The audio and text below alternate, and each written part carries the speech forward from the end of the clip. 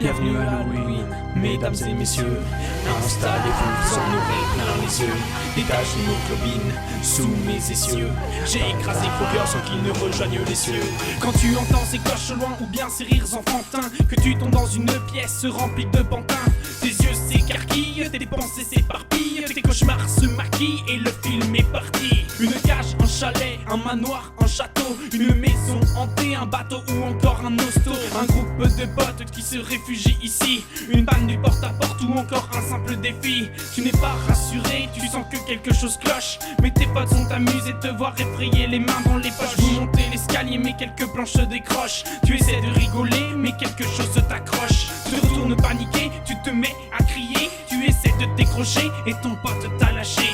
Furieux, tu retournes vers la porte d'entrée, mais à cet instant, celle-ci est bloquée. Une ombre passe dans l'escalier et de la musique est jouée. Vous vous ruez sur la porte scellée, vous entendez les planches grincer, un bruit sourd sur le sol, tout le monde s'affole. Une hache dans les mains d'une folle qui coupe des gorges. Quelle idée de sortir une nuit d'Halloween pour s'aventurer dans des manoirs en ruine. Un liquide rouge vif sur la porte est projeté.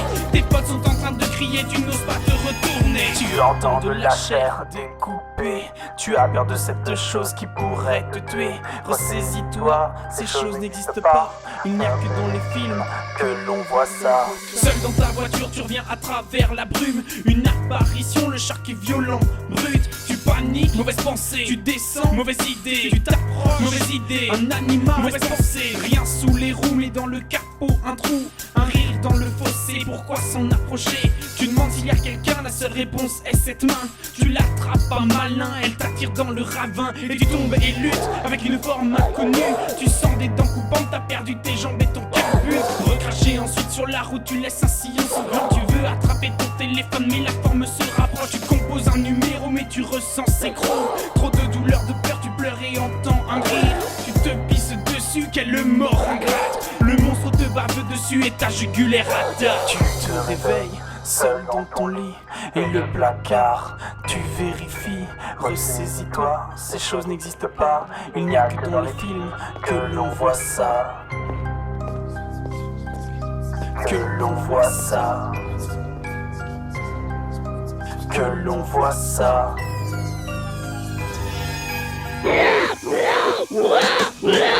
Deux filles au bout du couloir, perdues dans ce vaste manoir. Je commence à avoir peur du noir, cette histoire sans l'abattoir. Comment réagir? Je cours déjà.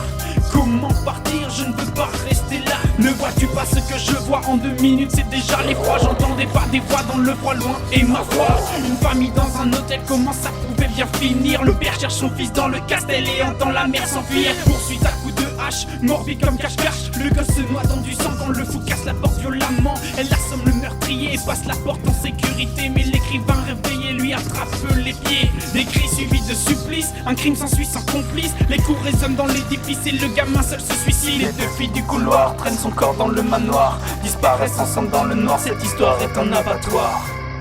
I'm alone and scared. I lost my mommy. Can you help me? All I wanted to do is play with you. Please come and play with me. I am so lonely. Why do you seem so scared? I know things no one knows. We're going to die.